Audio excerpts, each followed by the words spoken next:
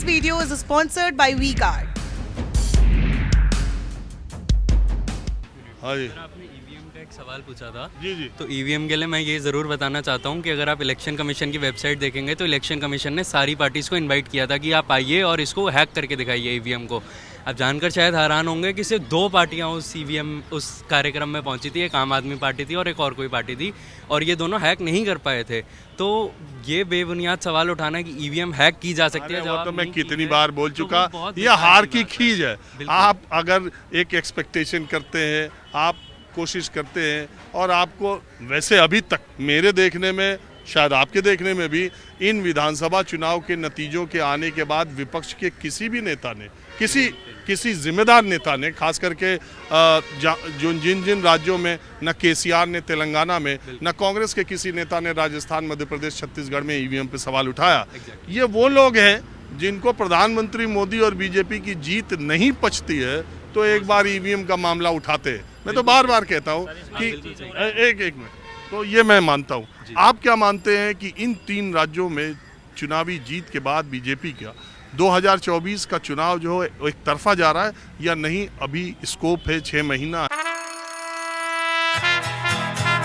La la la la la la la la la la la Rahul. तन के साथ मन को जगाओ वी-गार्ड वाटर हीटर्स के संग। वी-गार्ड है अभी इन रोड्स बनाने के मौके विपक्ष के पास है। देखिए, मैं एक चीज़ समझता हूँ कि इन 3 राज्यों में शायद भाजपा का जीतना इसलिए बहुत ज़रूरी था क्योंकि फरवरी में देश का बजट आना है। आप सबको शायद याद होगा जब 2018 में मध्य प्रदेश, राजस्थान और छत्तीसगढ़ कांग्रेस जीती थी, तो ऐसे बहुत से वायदे उस बजट में किए गए थे जिसका शायद हमारा फिस्कल डेफिसिट जिसकी वजह से बढ़ा था। पीएम किसान, आपको लगता है प्रेशर में आके पीएम किसान निधि उसी समय पे आया था जब पीयूष गोयल जी हमारे फाइनेंस मिनिस्टर थे 2019 में इलेक्शन की वजह से।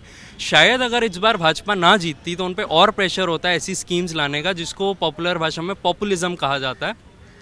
अब हो सकता है कि जो सरकार ने टारगेट फिक्स किया है 4.5% ऑफ द फिस्कल डेफिसिट का, जिसको 2025-26 तक अचीव करना है, वो बिल्कुल अच्छे तरीके से पॉसिबल हो सकता है। और जहाँ तक बात है इलेक्शन की, तो मुझे नहीं लगता कि अब 2024 के लिए कोई बात बची है, अब तो 2029 के लिए बात होनी चाहिए। अच्छा, एक बात मैं कह रहा हूँ, जो आप कह रहे हैं कि पॉपुलिस्ट मेजर्स अब बीजेपी नहीं उठाएगी, तो इन विधानसभा चुनाव के भीतर ही प्रधानमंत्री ने वो अनाज 5 साल का, उसको 5 साल और तक के लिए बढ़ा दिया। तो इसी इलेक्शन में बढ़ा दिया, उसको आगे बढ़ाने के, तो ये एक वित्तीय दबाव तो इससे है।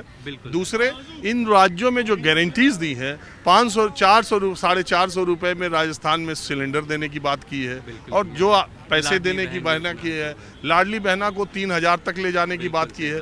ये इन राज्यों में भी जो इन बीजेपी ने ये जो वायदे किए हैं, कांग्रेस ने भी किए थे, वो अभी आते तो उनको करना पड़ता। बीजेपी ने जो किए हैं, तो आपको लगता नहीं कि ये चुनाव जीतने के लिए सरकार के खजाने को देखने की तरफ न बीजेपी ध्यान दे रही, न कांग्रेस ध्यान दे रही, न और पार्टियां, बस किसी तरह चुनाव जीत जाए? देखिए, मैं ये समझता हूँ कि शायद ये एक डेमोक्रेसी का ऐसा एस्पेक्ट है जिससे शायद जो हर देश में होता है। अगर आप यूएस की बात करेंगे तो अभी वहाँ पे स्टूडेंट लोन माफ़ी की बात चल रही है, जो कि वहाँ की पार्टी सपोर्ट कर रही हैं।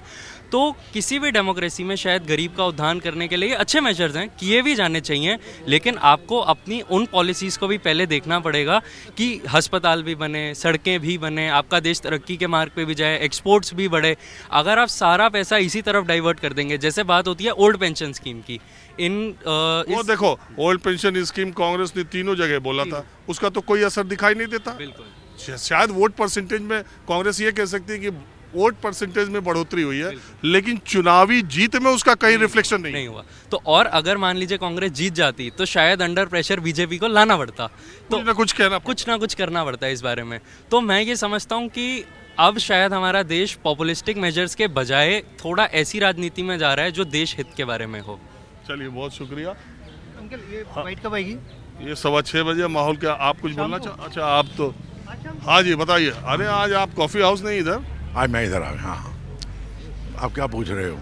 अरे इतनी देर से तो आप देख ही रहे हैं, क्या पूछ रहे हैं। मैं सिर्फ ये पूछ रहा हूँ कि 3 राज्यों में भाजपा के प्रचंड जीत के बाद अब इंडिया खत्म हो जाएगा। जो इंडिया जो गठबंधन है, कल एक तो वो खत्म हो जाएगा। तो पीछे 3 महीना खत्म ही रहा। अब वो अब खत्म हो जाएगा। एसपी अलग लड़ेगी, ठीक है, और आपका वो बिहार में वो अपना अलग लड़ेंगे, कांग्रेस अब अपना अलग लड़ेगी। और मेरे हिसाब से अब कांग्रेस का कोई नियर फ्यूचर नहीं है। अगले 50 साल में कांग्रेस का कहीं भी कोई स्थान मुझे नज़र नहीं आता।